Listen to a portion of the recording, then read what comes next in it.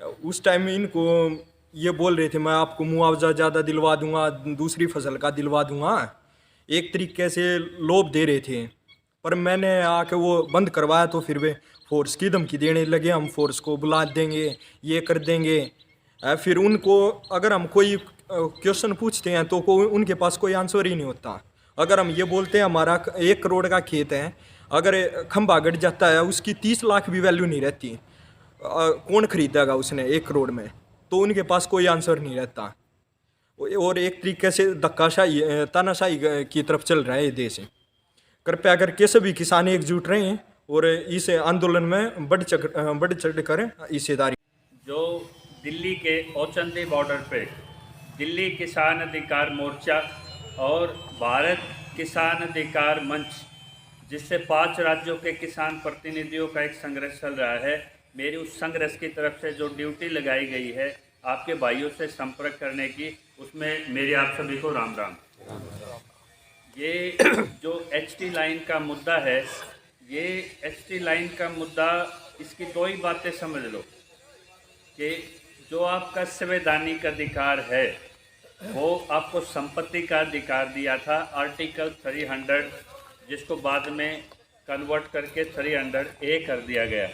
जब आपको पता है कंजावला में एक बड़ा आंदोलन चला था और शुरू में जब सरदार पटेल और जो कॉन्स्टिट्यूशनल कमेटी थी तो संपत्ति का अधिकार आपका संवैधानिक अधिकार था, लेकिन आंदोलनों के बाद हम उस अधिकार को खो बैठे। अब उसको पढ़ा जाता है article 300A read with 31A and article 19। लेकिन अब भी इतनी व्यवस्था है कि किसी जनहित कार्य के लिए यदि आपकी कोई जमीन चाहिए किसी को भी, सरकार को, किसी भी सरकार से अप्रूव्ड एजेंसी को, तो सबसे पहले वो एक लीगल कोर्स लिखा होता है जो एक्ट में, वो उनको फॉलो करना होता है। तो वो आज सबसे बड़ा, अगर किसी ने उसको खतरे में डाला हुआ है तो वो आज वर्तमान यहाँ पे हरियाणा की बात करूँ तो हरियाणा सरकार है। और इसका सबसे बड़ा ताज़ा एग्जाम्पल ये है कि जो ये लाइनें डाली जा रही हैं, ये 2 लाइनें इन देशभक्तों की, ये पाकिस्तान में भी जाएंगी। ये गुजरात के कच्छ से लेके गुजरात राजस्थान के जो बॉर्डर साइड एरिया है, वहाँ पे जो रिन्यूएबल एनर्जी है, ग्रीन प्रोजेक्ट के नाम से इसको प्रचारित किया जा रहा है, उनके ट्रांसमिशन और इसकी जो ऊपर वायर चलती है उसमें 5G की एक केबल डाली जा रही है, यानी कि इंटरनेट जो 5G का।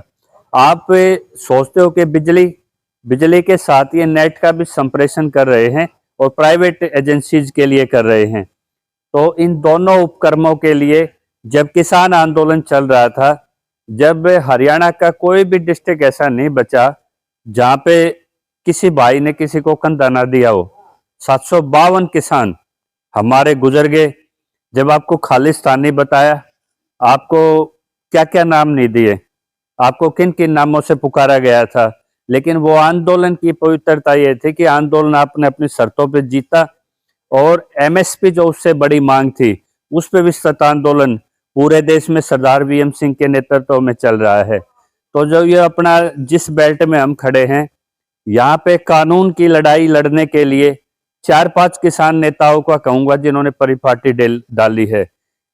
वी चेंगल हैं अपने साउथ से, इधर से वीएम सिंह है जो सर्वोच्च न्यायालय हाई कोर्ट में किसानों को उनके अधिकार दिलाते हैं, और यहाँ रमेश दलाल ने, उसने भी जैसे छारा में चौक पे था, वहाँ यहाँ के एक पार्षद हैं इसी गांव से बहादुरगढ़ में, वहाँ जब बैठे थे हम किसान तो उन्होंने कहा जी बड़ा मन करके इनके ऑब्जेक्शन लगवा दो।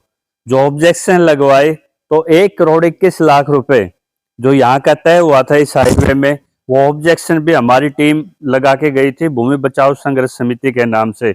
और वजीर सिंह राठी इसी गांव के एक पार्षद हैं, समाज सेवी हैं, उन्होंने अपनी वो भूमिका उसमें हमें प्रेरणा दी थी। तो यहाँ से रमेश दलाल ने एक परिपाटी डाल दी पूरे प्रदेश में कि जिस कानून की दिशा में किसान के अधिकार हैं, शांतिपूर्वक तरीके से, बगैर मीडिया की उछल कूद से और किसान को उसके अधिकारों से जागरूकता से लैस करके कुछ 4 पैसे किसान को वाजिब मिले हैं, तो उसी संघर्ष से मिले हैं।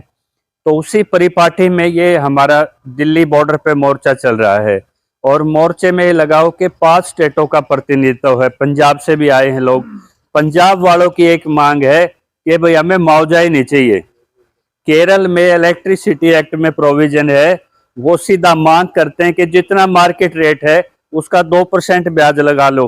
हर एक टावर का भाई 70,000 रुपये महीने का किराया हो, चाहे भाई 1.5 लाख किराया हो, तो वो केरल और उस साइड में कई स्टेट कंपनियां, बिजली कंपनियां उनको किराया दे रही हैं टावर्स का। तो वहां पे वो चीज चली, पंजाब उस चीज पड़ा है आज भी, क्या जी प्राइवेट फायदा इसमें 100% इनका, और हमारा इसमें हिस्सेदारी होनी चाहिए।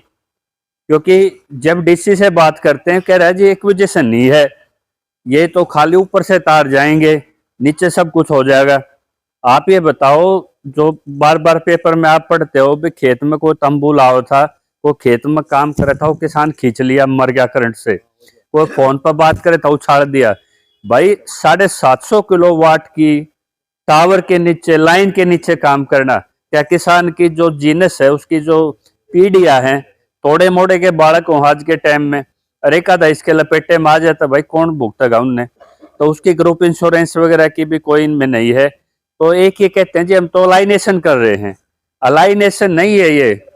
आपके ये लगाओ 35 मीटर इधर, 35 मीटर इधर, कॉरिडोर बन रहा है ये आगे के लिए, और भी लाइनें जाएंगी तो यहीं से जाएंगी आपकी। तो एक तरह से हम ये कह रहे हैं जी आप एक्विजिशन नहीं करें, आप एक्वायर कर लो।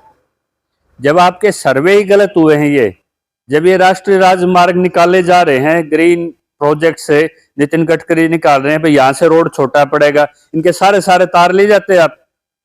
ये हाईवे जा रहे हैं, इनके सारे सारे ले जाओ तार, भाई पट्टी है सारे के, हाईवे के सारे सारे जमीन है कि नहीं है, ले आओ टावर भाई वहां पे, वहां इंटरनेट की सहूलियत भी रहेगी ट्रेवल्स को। लेकिन ये खेल वो खेला जा रहा है कि आंदोलन के चलते पंजाब वाले जब हरियाणा स्कीम में हमारे पास सिफारिशें करते थे कि जी डॉक्टर साहब ये मांग रख लो इलेक्ट्रिसिटी एक्ट वाली, हम कहते भाई कौन सा तूफान आ रहा है, लेकिन तूफान उस टाइम ही शुरू हो गया था यो।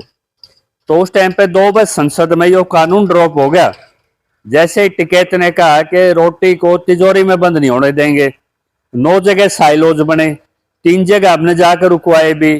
कृषि मंत्री का हिस्सा था, रातों रात कैंसिल भी होया, और उसको खट्टर ने कह दिया कि कैंसिल करा के आइए, नहीं तब पूरी सरकार लपेटे में आ जाएगी, ये ऊना बढ़न देते कितने भी। तो उस दबाव में कृषि मंत्री दलाल क्या अपना जो था साइलोज बन रहा था, उसमें से जमीन उसने जो खरीद कर रखी थी वो कैंसिल हुई। तो वो आंदोलन का दबाव था, इन्होंने 2022 में एक नोटिफिकेशन निकाल दिया, और नोटिफिकेशन में इन्होंने कहा कि टेलीग्राफ एक्ट के तहत जो डिस्ट्रिक्ट मजिस्ट्रेट आपका मुआवजा तय करेगा वो उसका 100 गुना देगी हरियाणा सरकार। तो आपके यहाँ कलेक्टर रेट, स्टैंप ड्यूटी और लैंड एवोल्यूशन 3 फैक्टर काम करते हैं उसमें। स्टैंप ड्यूटी का मतलब ये होगा किसी ने बड़ी रजिस्ट्री कितने में करा रखी है, तो कितनी है मैं आपसे पूछता हूँ। 2,90,00,000 की यहाँ पे रजिस्ट्री है, उस रजिस्ट्री को हमें एविडेंस पे लाना पड़ेगा गवाही में।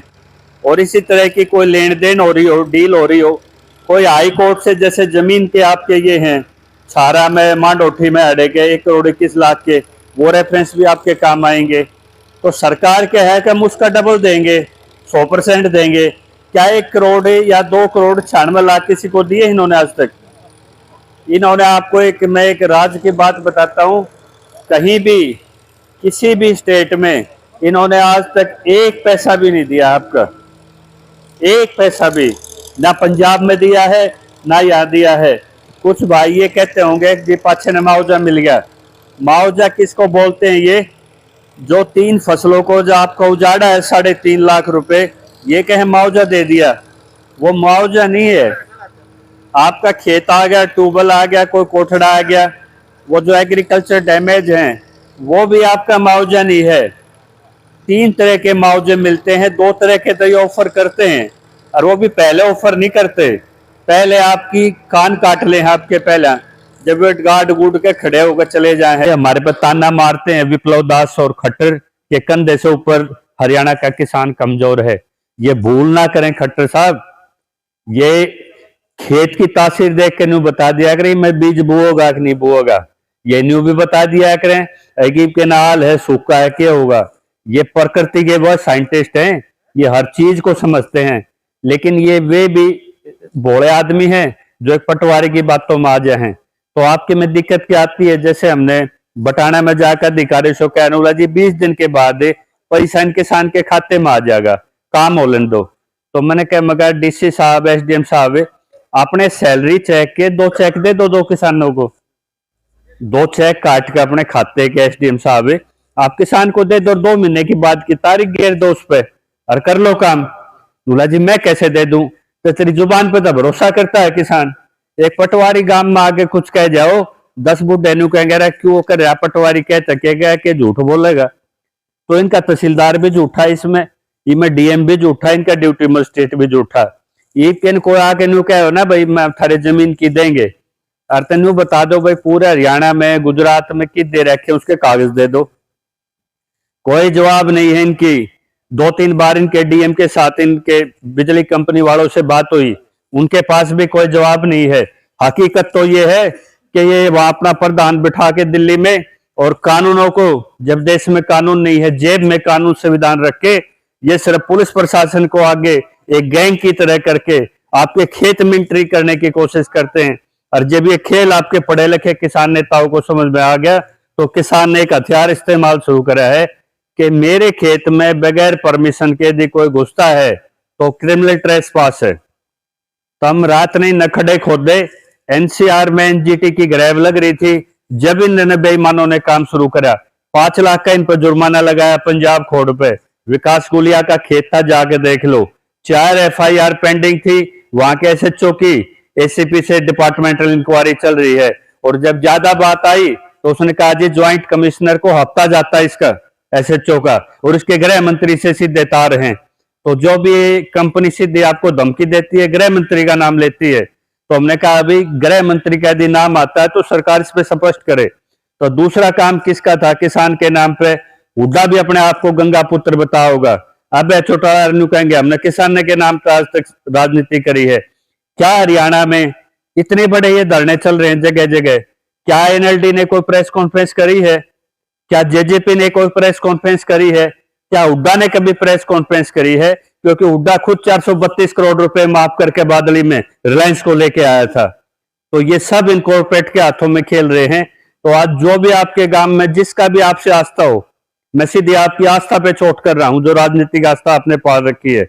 जब सारी आस्था खत्म हो जाए, सारे रास्ते खत्म हो जाए, जब यो खड़े बिछा करे, खड़े 2 तरिया बिछा करे भाई, घर के बड़े छोटे जब आगे बैठा करें, किसी को कोई मानस का जान माल की हानि हो जाए या कोई रास्ता ही ना दिखता हो, तब पंचायती खड़ पे आगे बैठते हैं।